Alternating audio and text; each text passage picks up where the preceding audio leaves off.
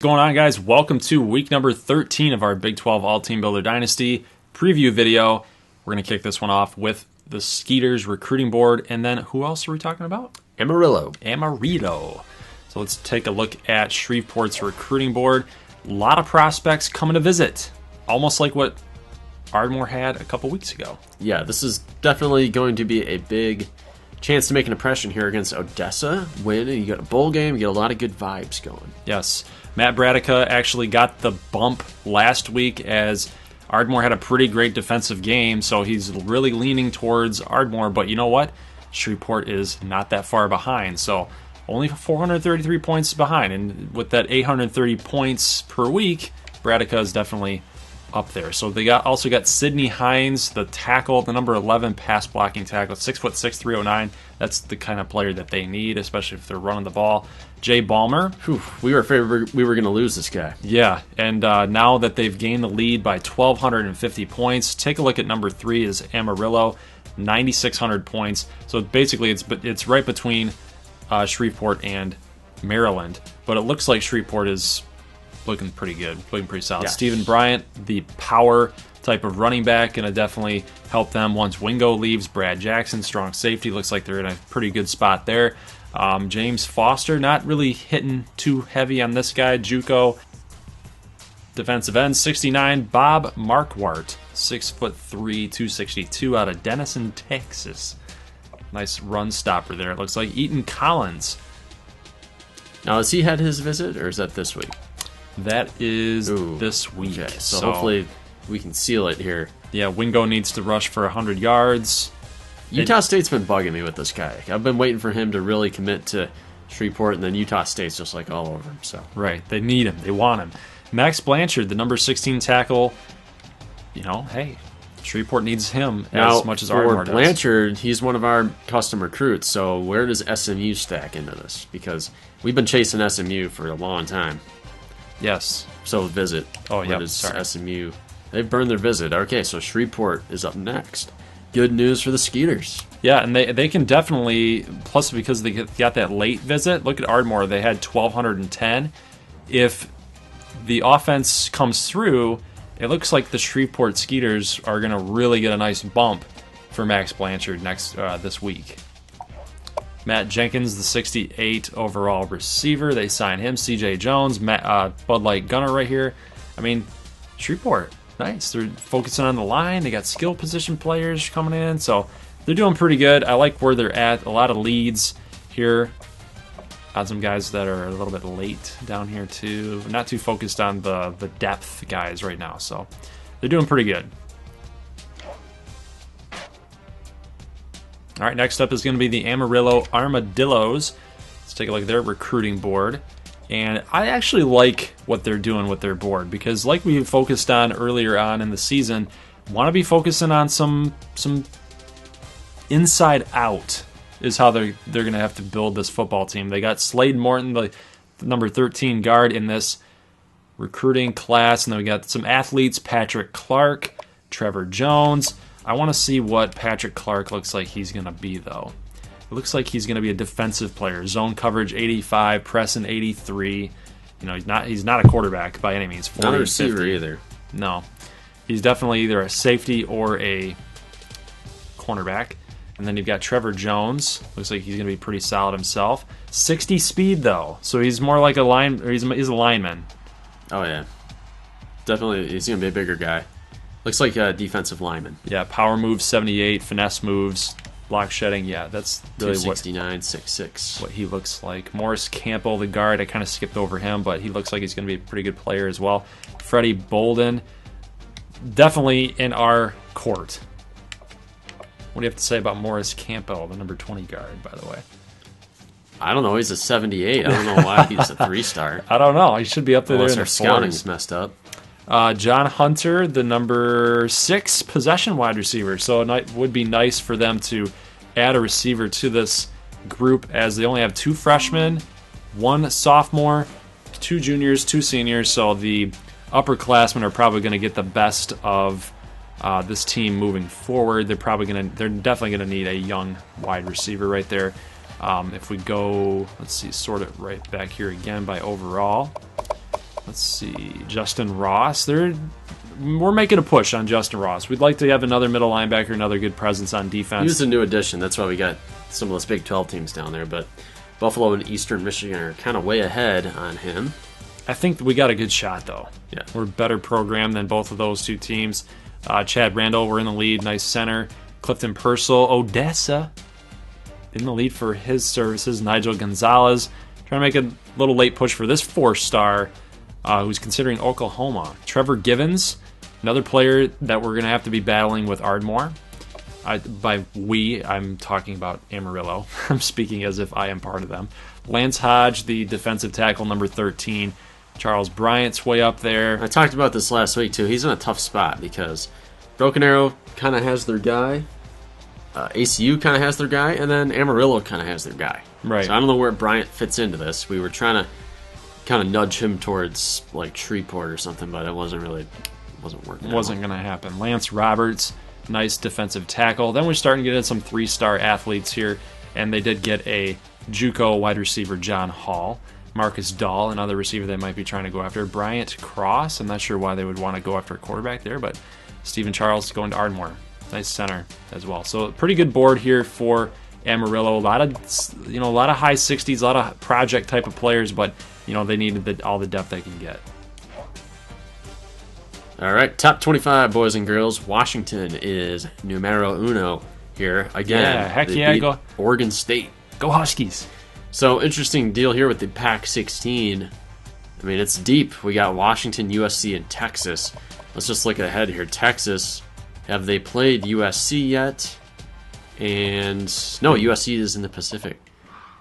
That is correct. USC lost to Washington. So right now we're on track for Texas versus Washington in the Pac-16 title game. ACU Denver also set on a collision course. Possible slot in the BCS National Championship game up for grabs. What do you think is going to happen? Do you think we're going to get a team in? Yes, I do. Because really, the only two games that matter, ACU plays Shreveport and Camu. Denver plays Midland and Nebraska State. So as long as they both take care of business, the winner of that game will get into the national title. Well, here's the wrench. Here's the wrench in all this equation.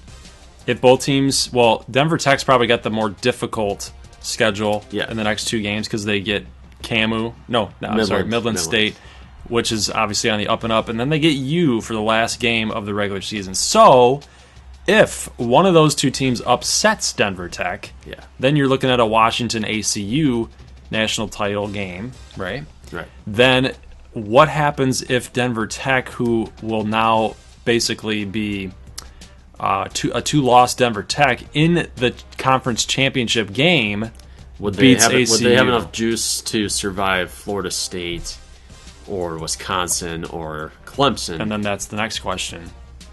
Or Alabama. But if so, that Denver Tech ends up getting into that Big 12 championship game, right? Like it's not it's not well, Midland. The reverse applies too if ACU loses to Kansas A&M, which probably won't happen. Probably won't happen, but there's a possibility.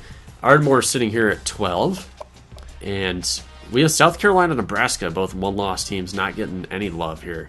Ohio State loses again to Penn State. Michigan is in the top 25. Woohoo! I mean, they've struggled in our team builder dynasties for some reason. Have not been very good. Midland State, suffering that loss to Nebraska State. They're hanging on, though, to number 21. And the surprise of the century. There you go. Nebraska State has made their first appearance in the top 25. Ever. Unbelievable. And guess what? You're not number 25. You're 23. I appreciate it. I love it. Yeah. And Arkansas State rounds it up. Little Rock was knocked out of the top 25 this week with their loss to Ardmore. And the one thing that I wanted to mention about that, if that scenario happens for Denver Tech, they will punish them harshly. They will punish ACU harshly. Even if they're the number 2 team in the country, if you lose your championship game, they'll still punish them. And that's really the only pathway that I see that we're not going to get a team in. Heisman watch. Drekenan Timmons has moved into the lead. Wow. After a big game against Amarillo, he vaulted past Gaskin, Montez, who we've seen up there all year long. He was sitting 3rd and 4th last couple times. Right. So that was a big game. You got to give the reigning Heisman champ some respect. Yes, you do. All right, players of the week. NCAA, we got Eastern Michigan. Ian Erickson. Nice. Big game. Let's check out the Big 12, though. Drekenan Timmons against Amarillo. Kenny Brocious with a forced fumble and an interception. All Denver Tech for players of the week of week 12. All right, let's take a look at some early bowl projections. Obviously, you never want to get too carried away because there's so many variables, so many this team lost to this team, so therefore this team goes here kind of deals. So we're not going to get too invested in these, but we're just got a rough sketch here of what we're looking at. It's crazy that we're already here at this point, though. Yeah. This will be probably the only time we look at these until the actual unveiling of the bowl games here. So let's check this out. Beef O'Brady's, they have Odessa State versus Baylor. Two Texas teams. A lot of offense there, probably. And we have Central Michigan McAllen in the Military Bowl. Good luck, Central Michigan. Oh, my God. Why would they do that to them? Because McAllen's struggling, and they're going to get that large. It's still a talent. I know, but talent don't always win games, man. Midland State playing Oregon in the Holiday Bowl. Virginia Broken Arrow in the Belk. That's such a grind game. That's a very grind game. A lot of defense. Little Rock and Purdue, that's actually pretty sweet. I'd like to see that one in the Meineke Car Care Bowl. That'd be cool. Nebraska State versus Texas. Good luck. Good luck. Good luck, my friend. In the Alamo Bowl. My God. I think we could hold our own there. Shanowski's better play well. Now, this is the problem. This is the problem with overachieving. You get slotted into a bowl game that it's above your rank. Who did Northern Illinois? They played Florida State. Yeah. That might be like this. That might be like this. Yes, exactly. I agree. Buffalo Wild Wings. That's a Buffalo Wild Wings game right there. Camus in Illinois. That's the game that I would go to with you guys, and I'd be like, yeah, let's go to B-Dubs and watch the Camus and Illinois. I like it. Right now, Cincinnati is in the lead in the American. You got Wisconsin, USC, possibly. Denver Tech, South Carolina, currently in the Sugar Bowl. That would be weird. That is very strange. South Carolina, though, somehow they managed to make a Final Four, so maybe they're stepping up in athletics. Florida versus Ardmore. I always play Florida all the time in all of our dynasties, man. Maybe you guys haven't seen it, but it feels like even when we were doing our off-screen stuff, like way back when, I always play in Florida somehow, some way. That would be pretty cool. Shreveport, Minnesota, and the BBVA Compass. That is a weird game. Wow. And AC Washington in the BCS National Title game. Interesting game. That's an interesting looking match. I'm rooting for both teams. I don't have a dog in the fight. Conference standings. Nothing new to update here other than basically we have some drama brewing between Denver Tech and Nebraska State. Who saw that coming? I didn't even see it coming. I can't even believe we beat Midland State the way we did. I mean, it's unreal. I had no expectation of beating Midland State. And yet we did, and here we are. So we need to take care of Amarillo in order to make that final week mean something. And then in the East, you're in second place. Yes, but it's not going to happen. It's not going to work out for us. Right. ACU's going to have to lose 2 games, and we're going to have to win out, and that's not going to happen, guys. So it's basically guaranteed. ACU will be the Big 12 East representative.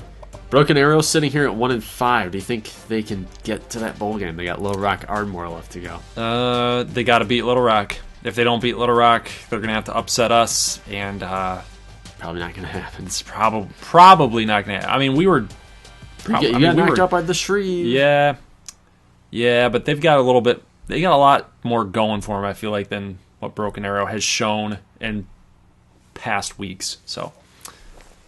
All right, guys, so let's go ahead and talk about week number 13 and get these previews underway. Amarillo and Nebraska State. Amarillo's been proving a lot of people wrong on offense. They're 86th in the country. What do you mean? That's not good. Well, I mean, there's 124 teams. It's decent. No, they've been in sim. They've proved...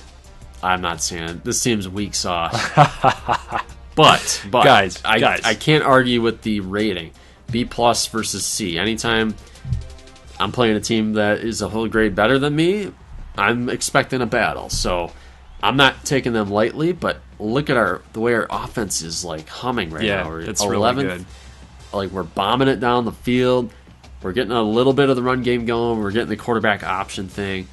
We're sticking with Shinosky. There's no quarterback controversy. I mean, Willis is like our bullpen guy. You know, he's a setup guy.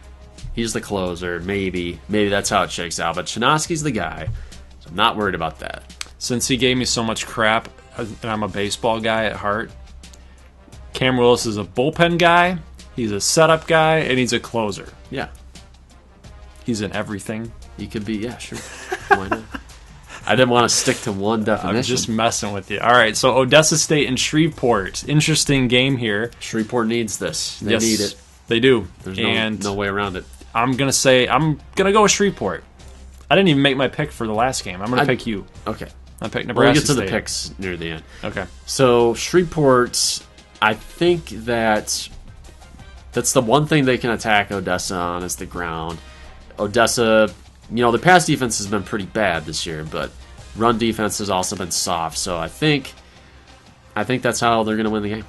Yeah, I think the defense for Shreveport isn't as good as they were last season. I think Odessa State definitely has the firepower to get that offense humming again and buzzing. Yeah. But I think that the Shreveport run game is going to be the deciding factor. I'll go with Shreveport. And plus, they need it, and they're at home. Yeah, no, ACU Camu. Okay, now, ACU made me look kind of dumb recently when I picked Broken Arrow to beat them, and they destroyed Broken Arrow. They doubled them up. I will go back to the well, and I think Camu, I'm not going to pick Camu, but I think this game is going to be really tight. I have that feeling. I think it's going to be tough for ACU to really dominate this game. It's more so, for me, it's the defensive line and the secondary for Camu. The linebackers are not special. It's that secondary way back there with Sam Holycross. That defensive line can get in and get some sacks on Stoudemire. Stoudemire's going to have to be on his game for sure, especially with his legs to get out of some pressure situations. They're probably going to have to try to utilize the run game a little more with JaCrispy. And McCoy, yeah. And McCoy. But I'm going to go with ACU. This is just another game that they take care of business, and they're marching on to that Big 12 championship. I'm going to go like 28-24 or something like that. Ardmore at McAllen. What do you think? Can you stop Marcus Rodriguez? Yes. This is a totally different football team than they were last season when we went to, I think was it triple or was it quadruple overtime? It was triple overtime. Against Jed Carmichael, who is doing well for the Miami Dolphins. We'll have an update next week. Yes, we keep, putting those off. The problem is it's the Carmichael and Bishop. That's all it is, really. We have Amari Manuel, but he's like the number 3 wideout on the Colts. So there's not a lot to show. Next year, though, we're planning a lot with Madden because we're going to have the actual draft whole class of Big 12 guys will be in instead of like a few of our top guys. So we're going to be sending a lot more players to the NFL. But continue. Exactly. So this team for McAllen, they've shown a propensity to fall short. That's an understatement. That happened last year too under Jed Carmichael, but it seems like it's gotten worse this season. And Rodriguez hasn't shown that he's got the makeup in order to get the job done. I think with bad coaching decisions as well, I think Ardmore we're going to have our revenge game, and I think we're going to take care of business. Okay, Broken Arrow at Little Rock. Another team with their backs against the wall. The thing that worries me in this game for the Wranglers is that A- defense. Little Rock 16th in the country, number 1 on the ground. The one thing that Broken Arrow can do well is run, although they're shifting a little bit more towards the pass with Street, and I'm seeing a little bit of success. I'm seeing a taste of it. So threw for 300 yards last week. I don't think he gets there this week against this tough secondary for Little Rock. I mean, look at what they're doing, guys. It's the rush defense. It's the pass. The pass defense is 107. Yeah. But that run defense is number 1. And if you got a good defensive line, you're probably going to get some pressure on Bryant Street and get some sacks. Yeah, so you think Little Rock's going to continue this successful season that they're having here? Yeah, I do. And I really do. I think Gunnar Rivers is going to have another good game. I think Isaiah Green took a big step last week against Ardmore. I think Little Rock is for real. I think they're going to do some things even next season. So Yeah. this is a win. This is a game that they're going to use moving on to next year. And you know, if it comes down to it, they could be the dream killers if they knock out Broken Arrow and McAllen. That would be tough for the Big 12. But we'll see if it happens. They knocked off Broken Arrow last year, game that I thought Broken Arrow was going to win because they had to. Yep. And then Little Rock just dashed their dreams. I mean, but you just look at how everything's going for Broken Arrow as well. Yeah. And it kind of sets up again for this team to just not make the bowl game. I hope they do. I do too. I'm pulling for them. But we're going to have Midland State at Denver here, ranked matchup, number 21 at number 3. We know Midland's talented. Do they have it in them to beat Denver? I don't know. I have no idea.